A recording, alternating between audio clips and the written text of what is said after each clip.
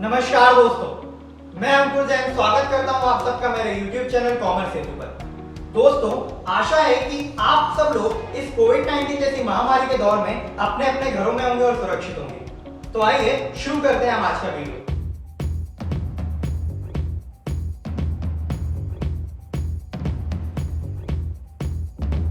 दोस्तों, last video में हमने बात करी थी एक नॉट फॉर प्रॉफिट ऑर्गेनाइजेशन के बारे में और वहां हमने देखा था कि जब एक नॉट फॉर प्रॉफिट ऑर्गेनाइजेशन अपने फाइनेंशियल स्टेटमेंट्स प्रिपेयर करता है तो वो क्या क्या बनाता है। क्या देखा था आप लोगों ने वहां पर कि सबसे पहली चीज रिसिप्टेंट पेमेंट अकाउंट बनाई जाती है, दूसरी चीज इनकम एंड एक्सपेंडिचर अकाउंट बनाया जाता है और आखिरी में बैलेंस शीट प्रिपेयर की जाती है। तो बस अब हम दोस्तों इन सबको एक एक करके डील करेंगे, इन सबको सेपरेटली देखेंगे, इन डेप्थ देखेंगे और समझेंगे और इन पर सबको समझने के बाद एक एक क्वेश्चन प्रैक्टिस करके भी देखेंगे ताकि हमें ये पता चले हमें कितना समझ में आ रहा है और उस पर टॉपिक पर हमारी ग्रिप बन सके। सर, हाँ सर हमारे पास तो कोई मटेरियल नहीं है, लॉकडाउन लगेगा, हम कैसे क्वेश्चन करेंगे?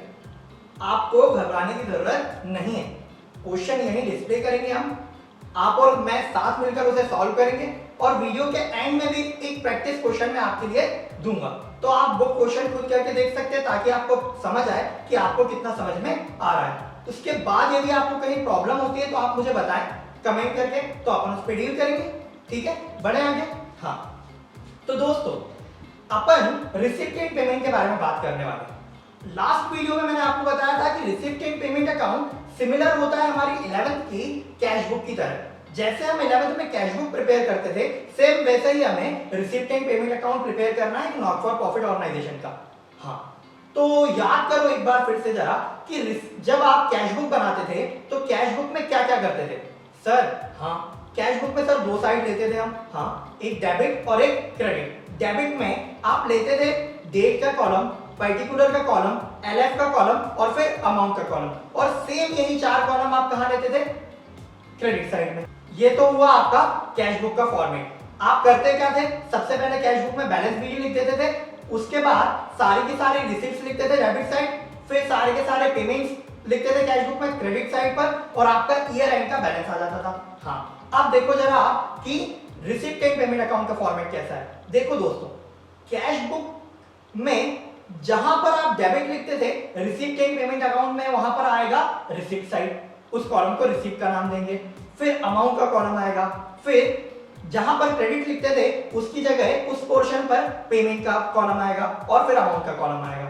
अब रिसिप्टेंट पेमेंट अकाउंट में सेम जैसे हम कैश बुक में एंट्रीज करते थे, जैसे अमाउंट वहां एंटर करते थे, वैसे ही काम यहां भी करने वाले हैं। यानी सबसे पहले ओपनिंग बैलेंस लिख देंगे डेबिट साइड में, फिर सारी की सारी रिसीप्ट डेबिट में यानी रिसीप्ट साइड में, फिर सारे के सारे पेमेंट्स क्रेडिट में यानी पेमेंट पोर्शन में, और एंड में आपका निकल कर आएगा क्लोजिंग बैलेंस। सर, हाँ सर, हमें ना ये जो आपने दोनों फॉर्मेट दिखा है, एक तो कैश बुक का और एक रिसिप्ट एंड पेमेंट अकाउंट का, दोनों में कुछ डिफरेंस दिख रहा है। क्या? सर, एक बात तो ये कि कैश बुक में ना लेजर फोलियो का और डेट का कॉलम है, but receipt and payment account में वो कॉलम नहीं है। हाँ, आपने बिल्कुल सही समझा। देखो, इसका एक लॉजिक है, मैं बताता हूं। दोस्तों याद कीजिए 11th में आपने अकाउंटिंग की डेफिनेशन पढ़ रखी है। सर, हाँ सर, एक तो ना हमें आपकी ये आदत पसंद ही नहीं। क्या? सर, आप ये बार बार 11th की बात हमसे मत किया करो, हमने नहीं पढ़ी 11th, हमें कुछ याद नहीं। अरे गुस्सा ना करो, मैं बताता हूँ। अकाउंट 11th में आपने अकाउंटिंग की डेफिनेशन में पढ़ रखा है दोस्तों, accounting is a systematic process of identifying, measuring, recording यानी जनरल एंट्री करना, फिर क्लासिफाइंग यानी लेजर पोस्टिंग करना, and summarising the financial information. ये समराइजिंग वाला जो वर्ड है ना, इसी को तो फाइनेंशियल स्टेटमेंट्स कहते हैं क्या दोस्तों?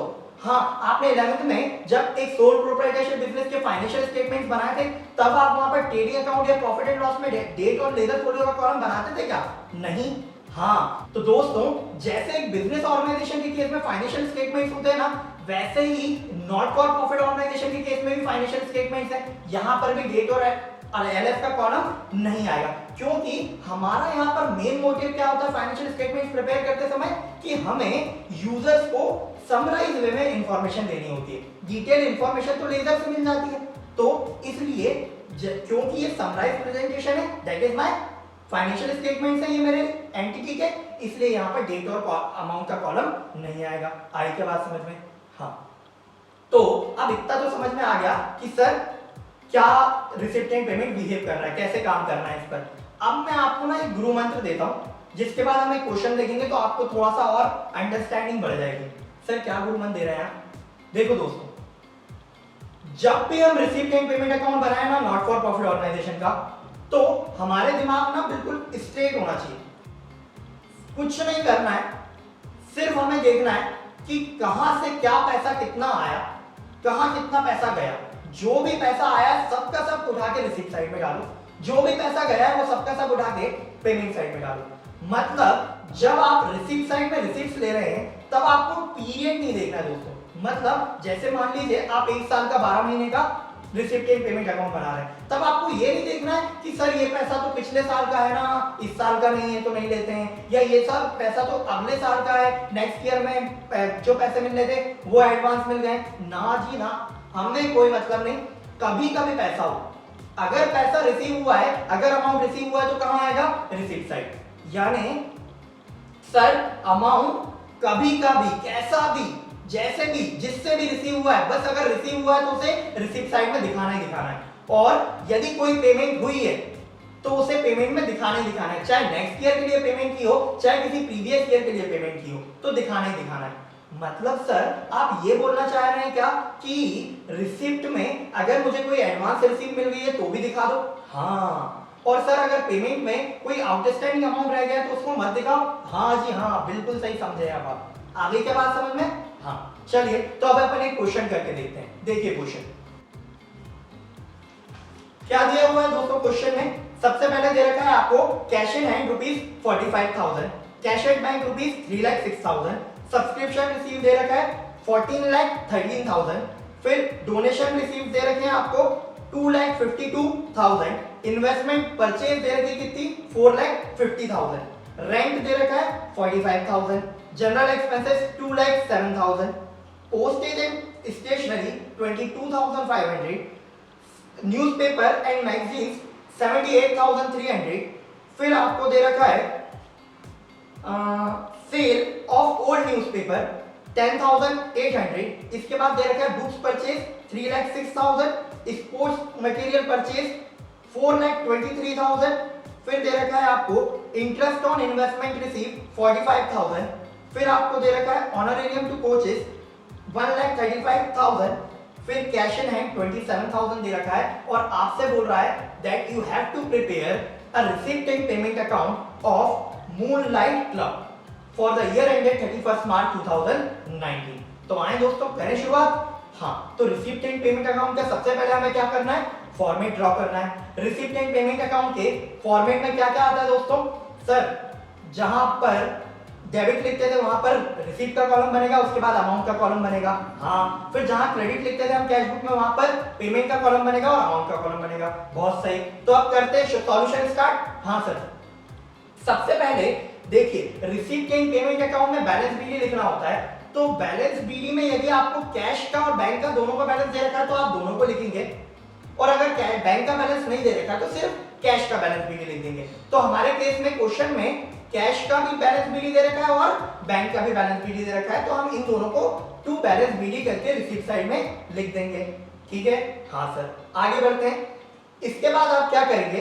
इसके बाद सब्सक्रिप्शन रिसीव। सब्सक्रिप्शन पहले तो हम समझे होता क्या है दोस्तों। देखिए एक नॉट फॉर प्रॉफिट ऑर्गेनाइजेशन अपने मेंबर से एक फिक्स एनुअल चार्जेस या कोई भी फिक्स इंटरवल पर चार्ज रिसीव करता है, जो कि उनके मेंबरशिप फीस की तरह होता है। वो क्या कहलाता है? सब्सक्रिप्शन कहलाता है। मतलब एक नॉट फॉर प्रॉफिट ऑर्गेनाइजेशन के जो परमानेंट मेंबर्स होते हैं ना दोस्तों, वो हमेशा एक फिक्स्ड अमाउंट कंट्रीब्यूट करते हैं उसका मेंबर बना रहने के लिए। तो उसी अमाउंट को वो ऑर्गेनाइजेशन किस काम के लिए यूज करता है? वेलफेयर के लिए काम के लिए यूज करता है। तो अब हमारे यहाँ मूनलाइट क्लब को सब्सक्रिप्शन कितना रिसीव दिखा रहा है? सब्सक्रिप्शन रिसीव दिखा रहा है 14,13,000। तो ये कहाँ दिखाएंगे आप? रिसीप्ट साइड में। मैंने तो आपसे क्या बोला? जो मिला, जब मिला, जैसे मिला, जितना मिला, सब का सब रिसीप्ट में दिखाना है, चाहे कैपिटल नेचर का हो चाहे रेवेन्यू नेचर का हो। तो बढ़े आगे। हाँ, इसके बाद डोनेशन रिसीव की बात आ रही है। अगेन रिसीव है अमाउंट, हाँ कितना अमाउंट रिसीव हुआ है 2,52,000। कहां दिखाएंगे इसे आप, रिसीव साइड में। चलिए बढ़े आगे। इसके बाद नेक्स्ट अमाउंट हमारे पास क्या आ रहा है, investment purchase. Investment purchase capital expenditure है क्या, हाँ इन्वेस्टमेंट किया है मतलब एसेट्स परचेज किए मैंने, है ना, हाँ इन्वेस्टमेंट परचेज किया मैंने। तो ये किस तरह का पेमेंट है, कैपिटल नेचर का। बट मैंने तो आपको क्या बोला था, क्या गुरु मंत्र दिया था, जब जो जिसको जैसे भी दिया हो, किसी भी नेचर का पेमेंट किया हो, कहां दिखाना है, पेमेंट साइड दिखाना ही दिखाना है। तो ये इन्वेस्टमेंट परचेज दोस्तों कहां आ जाएंगी, रिसीप्ट एंड पेमेंट के पेमेंट साइड। कितना अमाउंट है 4,50,000। Very good. नेक्स्ट बढ़े आगे। हाँ इसके बाद रेंट की पेमेंट बता रहा है 45,000 पेमेंट में आएगी। इसके बाद जनरल एक्सपेंसेस पेमेंट है कितना 2,07,000 आएगा पेमेंट में। इसके बाद पोस्टेज एंड स्टेशनरी का पेमेंट किया है, ये भी कहां आ जाएगा 22,500 पेमेंट में। इसके बाद न्यूज़पेपर एंड मैगजीन्स 78,300, ये भी आपको कहां दिखाना है, पेमेंट में। इसके बाद जो नेक्स्ट आइटम आ रहा है वो है सेल ऑफ ओल्ड न्यूज़पेपर। देखिए दोस्तों, आपने सेल ऑफ ओल्ड न्यूज़पेपर किया है, ठीक है, तो आपके पास पैसे क्या हो रहे हैं, आ रहे हैं ना, हाँ तो इस अमाउंट को कहां दिखाएंगे आप, रिसीप्ट साइड। Very good. क्या आएगा 10,800 रिसीप्ट साइड। इसके बाद नेक्स्ट क्या है हमारे पास, नेक्स्ट आइटम है बुक्स परचेज। बुक्स परचेज कहां आएंगी, पेमेंट साइड, क्योंकि आउटफ्लो ऑफ कैश है ये, हाँ तो पेमेंट साइड आएगा 3,06,000। इसके बाद है स्पोर्ट्स मटेरियल परचेज, या स्पोर्ट्स इक्विपमेंट भी किसी क्वेश्चन में आपको देखने मिल सकता है। ले दे के है क्या ये दोस्तों, पेमेंट है, कहां पर आएगा, पेमेंट साइड 4,23,000। इसके बाद है इंटरेस्ट ऑन इन्वेस्टमेंट रिसीव, यानी मैंने जो इन्वेस्टमेंट कर रखी थी उस पर मुझे क्या मिला दोस्तों, इंटरेस्ट मिला है। तो अब इसे मैं कहां दिखाने वाला हूं, अगेन रिसीप्ट साइड में। Very good. कितना 45,000। नेक्स्ट अमाउंट हमारा ऑनरेरियम टू कोचेस। दोस्तों ऑनरेरियम हम उसे देते हैं, ऑनरेबल पर्संस को जो हम पे करते हैं ना उनकी सर्विसेज के बदले में, उसे बोलते हैं ऑनरेरियम। देखिए हमारा क्लब है मान लीजिए, तो अब कोई कोच है वो हमारे यहाँ आके सर्विसेज दे रहा है, तो हम उसे उसका ऑनर करने के तौर पर पैसे दे रहे हैं, सैलरी नहीं दे रहे हैं बट पैसे दे रहे हैं, तो उसे ऑनरेरियम कहा जाता है। तो अब ये ऑनरेरियम पे कर रहे हैं, मतलब हमारा क्या है, आउटफ्लो ऑफ कैश है। तो ऑनरेरियम टू कोचेस रुपीज 1,35,000 कहां आएगा, पेमेंट साइड। Very good. इसके बाद आपको दे रखा है 31 मार्च को कैश का बैलेंस कितना दिया है 27,000। तो आप इसे कैसे लिखेंगे, पेमेंट साइड में बाय बैलेंस सीडी कर कैश में कितना लिखेंगे 27,000। अब करना क्या है, आपको करना यह है कि बैंक का क्लोजिंग बैलेंस आइडेंटिफाई करना है। तो कैसे करेंगे सर, मैं बताता हूं। आपने 11th में लेजर अकाउंट की बैलेंसिंग कर रखी है ना, अगर भूल भी गए तो अभी मैं दिखाता हूं। देखो सबसे पहले क्या करना है, डेबिट साइड का पूरा टोटल लगाएं। तो आप जब डेबिट के पूरे साइड का ऊपर से नीचे तक टोटल लगाएंगे, जितने भी आपके अमाउंट्स लिखे हुए हैं, तो उनका आपका टोटल आ रहा होगा 20,71,800। तो ये आपका कहां का टोटल हो गया, डेबिट का। अब क्रेडिट का टोटल लगाइए, तो क्रेडिट का टोटल कितना आ रहा है जरा देखिए, क्रेडिट का टोटल आ रहा है 16,93,800। चलिए बढ़िया है। तो डेबिट का टोटल नीचे क्रेडिट का टोटल, दोनों का डिफरेंस देखिए क्या आ रहा है, डिफरेंस आ रहा है 3,78,000। और कौन सा बैलेंस आ रहा है, तो ये कैसे हम आइडेंटिफाई करते हैं, जो अमाउंट बड़ा होता है उसका लिख देते हैं बैलेंस। हाँ तो ये कौन सा बैलेंस है दोस्तों, डेबिट बैलेंस। किस तरफ लिखा जाएगा, क्रेडिट साइड में, ठीक है। यानी हमारे केस में, यानी रिसीप्ट एंड पेमेंट के अकाउंट के केस में आप इसको कहां लिखेंगे, पेमेंट साइड में। तो आप 3,78,000 लिख देंगे, तो आपका receipt and payment account tally हो जाएगा, दैट इज 20,71,800। आई के दोस्तों आपको बात समझ में क्लियर है क्या। अब एक क्वेश्चन और मैं ऐसे ही आपकी प्रैक्टिस के लिए यहाँ पर विंडो में अटैच करूंगा, आप देखें, उसे करके देखें। यदि आपको कहीं डाउट आता है तो फिर मैं तो हूं ही, ठीक है। आई होप आपको ये वीडियो पसंद आया होगा। बस एक ही रिक्वेस्ट दोस्तों, अपना और अपनों का खूब ख्याल रखिए, घर में रहें, सुरक्षित रहें। नमस्कार, जय हिंद।